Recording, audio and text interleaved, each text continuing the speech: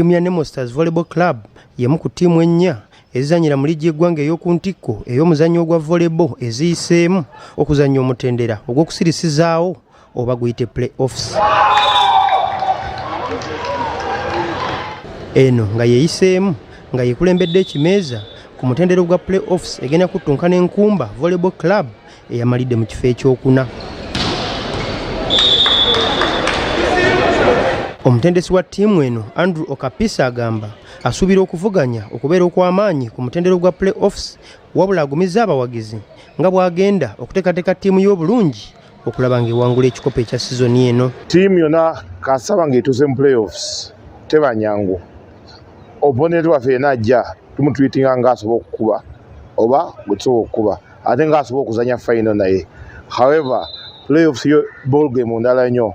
Eba ya knockout, oba ku knocking out game omubiri nga ya out of the game. So we treat it urgency eya wagulu nnyo.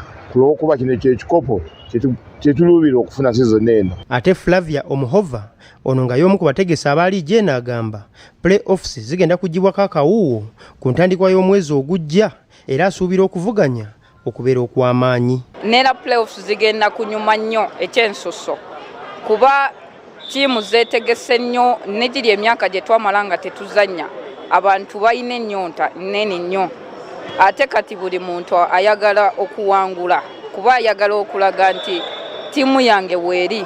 Tiimu endala nga bwe zigenda okuttunka ku mutendera guno mu basajja Sports egenda kuttunka ne OBB ng'ate mu bakyala VCC egenda kuttunka ne KCC Volleyball Club n'ogwa Sports ey'abakyala ng'ettunka n'Endejje Volleyball Club.